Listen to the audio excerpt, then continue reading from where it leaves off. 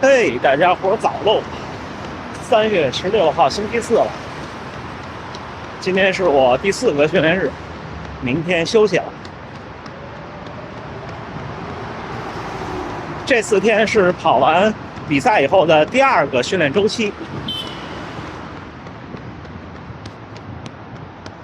感觉身体的恢复情况差不多了。今天跑得短一点，咱们聊聊评论。继续的减量，然后下个周期恢复到正常的强度和距离。从下个周期开始就是波士顿马拉松的倒计时1个月了，差不多。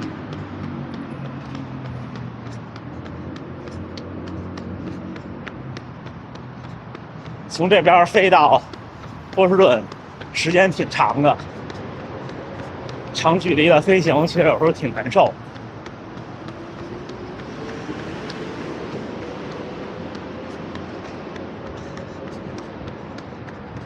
但是千辛万苦吧，也是要努力的完成。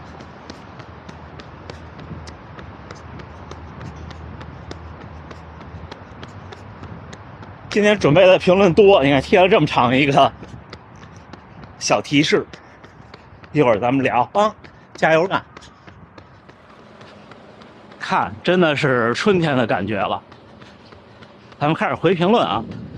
第一个小伙伴说，女朋友在新西兰，他们现在两地分居，因为工作或者学习吧。他俩跑了2年了。他女朋友今年报名了10月份的奥克兰的马拉松。目前最远跑过31公里，半程马拉松最好成绩2个小时。希望在10月份的马拉松的时候能够跑进4小时30。我觉得机会还是很大的，但是计算成绩这个事儿其实是这样，就是比方说你的半程马拉松是1小时30，那么我会说你的全程马拉松可能是3小时15，机会很大。就是2个半马加一个15分钟。如果您的半程马拉松是2个小时，那很有可能不是匀速完成的，对吧？如果我没猜错的话，那后边掉的可能性就会比较大。那这个时候4小时30呢，可能是一个要有一些挑战的目标。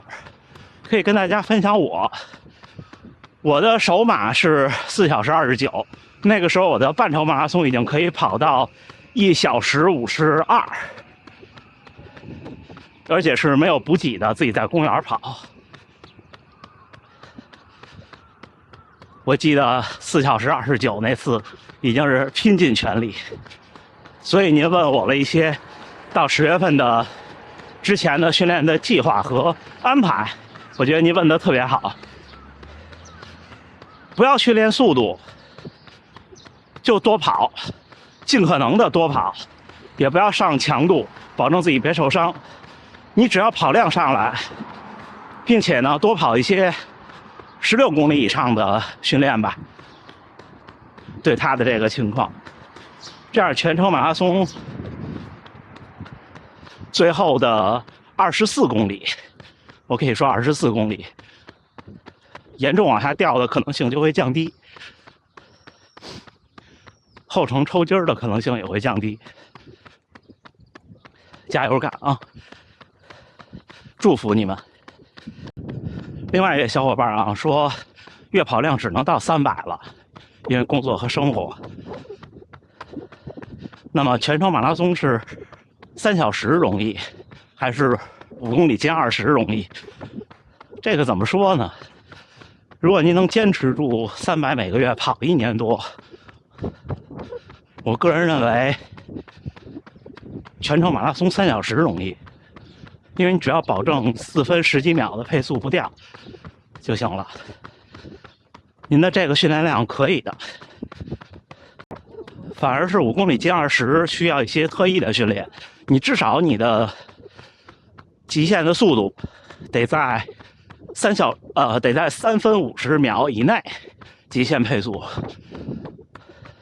就是绝对速度啊，你才有可能在4分的配速以内坚持5公里。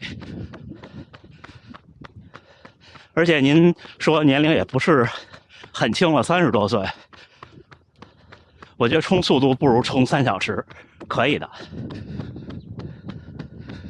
上周半马133，这周能不能全程马拉松320？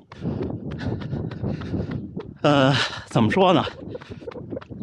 如果您是休息充分的情况下，我觉得您如果有半程马拉松1小时33的能力，那全程马拉松3小时20没问题。但是就间隔了1周，如果您的半马是很全力以赴的，我觉得这1周恢复起来有难度。不要冒进，可以试试。20多摄氏度怎么跑马拉松补给？说实话啊，20度以上的比赛怎么补给都不可能创造您的最好成绩。以平稳安全完赛就好，渴了就喝水，千万不要拼。20多度太热了。我去参加伦敦马拉松那年，赶上了100年一遇的，不仅仅是有比赛以来，就伦敦历史上那一天最热的时候，阳光明媚。大家一想想伦敦，再想到阳光明媚，不太搭，对不对？那天体感温度30多度，到30公里之后，路边坐着好多人，我跑完以后都躺在路边不能动了，完全迈不开腿，到最后。所以大家一定，只要气温超过15、16摄氏度，就得注意了，就不能冒进。1个月半程马拉松能不能从1小时38到1小时30？我觉得不能，其实不是泼您冷水，但是真的很有难度，除非您的1小时38是没有全力以赴的。8分钟很长的，8分钟别说半马了，8分钟放到全程马拉松都很长的。你可以算嘛，你不用21，用20来算，8分钟除以20是多少啊？对不对？480秒，那等于你的配速得快20多秒，如果我没算错的话。所以千万别冒进。我觉得有3个月、4个月的训练没问题，而且半程马拉松提速主要看速度耐力和绝对速度，你可以多跑跑间歇，就有帮助。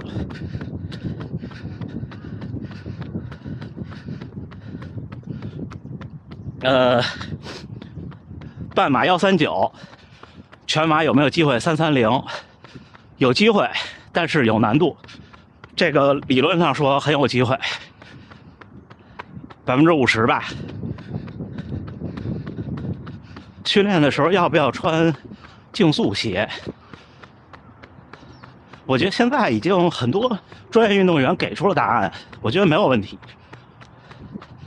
还是那句话，你就是你，你不可能因为训练的时候穿个不好的鞋，比赛穿好的鞋，就一下快多少。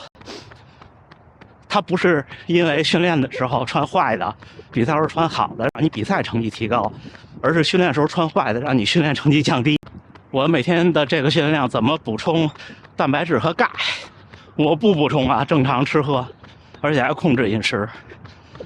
真的人没有大家想的那么脆弱，除非有代谢的问题，否则我觉得正常成年人健康的话，不需要刻意补。老人小孩可能要注意一些。大家可以有条件看看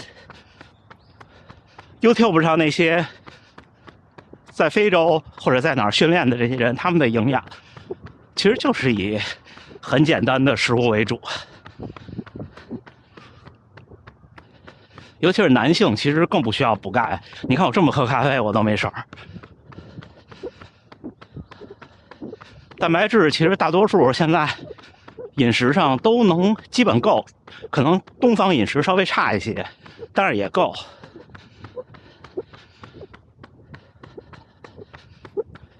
而且您要是想健康饮食啊，其实不需要刻意补蛋白，而是说呢，把碳水控制在一个合理的量。大多数东方饮食碳水太高了，如果你碳水控制住了，你自然而然的肉吃的就多了，肉禽蛋奶和蔬菜，因为你吃不饱啊，对吧？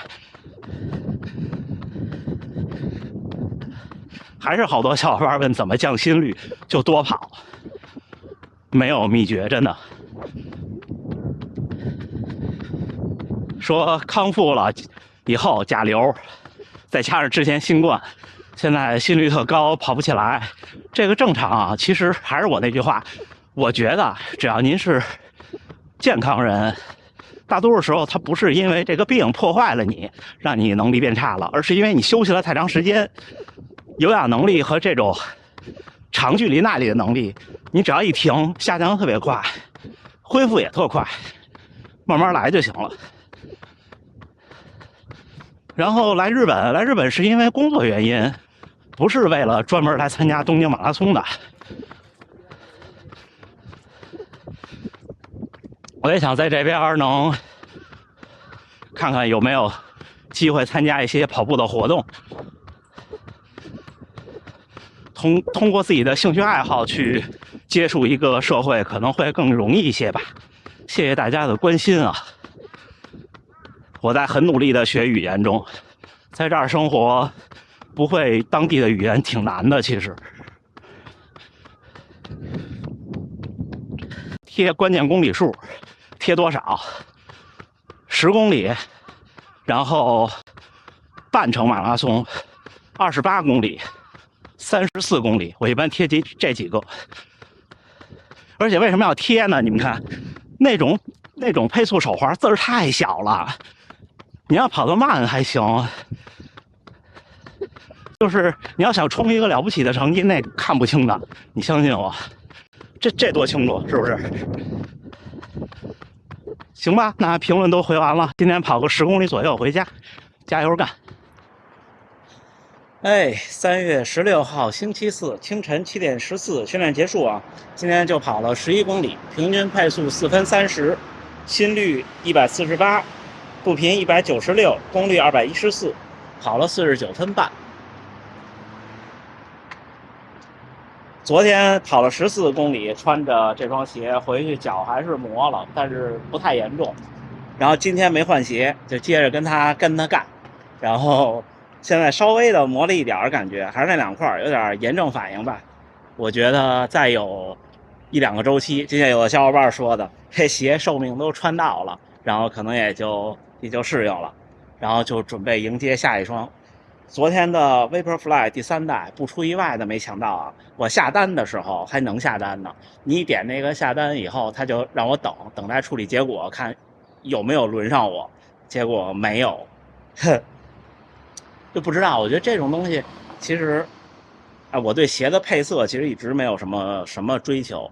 大家记得前几年有一双鸳鸯配色的香根系列的 Vaporfly， 那时候还是1代 Vaporfly 的 Next 的1代，那时候正好在福冈，那次是去福冈旅行，看到有卖的，我也就没买，不是特别的。我觉得鞋还是看性能吧，所以我的好多鞋大家看都是很便宜的那个配色。行，今天跟大家聊聊评论，就这样，就是你找这种胶布。就是你写时间写的大一点，拿粗的笔，因为你跑的时候本来你就有起伏有震动，你就看不清的。然后你那种配速手环，其实就这种手环，比方说这么粗细的，上面印着一行一行的时间点，我真的不认为能看清，反正我看不清啊，可能我眼神不太好，动态捕捉能力比较差。这种东西唯一的小遗憾就是可能拍照的时候会有一些影响，比方说你张开双臂那种。行，今天跟大家聊聊评论，聊聊比赛。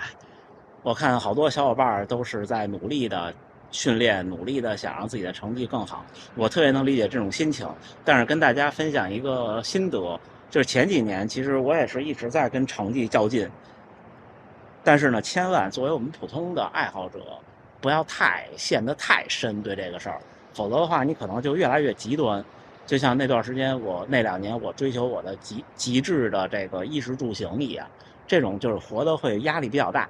现在你看，我不那么追求那些，以后可能压力变小了非常非常多，但是损失肯定也有。损失的是什么呢？可能你损失了3%，但是你获得了30%，这就是生活跟训练的平衡。今天有个小伙伴说，问我是不是专职跑步，可能是新观众啊，我不是啊，我是程序员啊，因为我白天的工作其实是很忙碌的，只不过我牺牲了很多娱乐和休闲的时间，这些就看大家各自的情况。我其实也不是太喜欢那些东西，所以我才能够说我尽量少干。如果您特别喜欢一个东西，让您放弃，肯定也不现实，对不对？好吧，那今天跟大家聊这么多，还是祝大家能努力生活，健康平安。今天周4了，周末的马拉松的博览会今天应该就开始开幕了，对吧？祝大家都有好成绩，加油干！咱下回再见。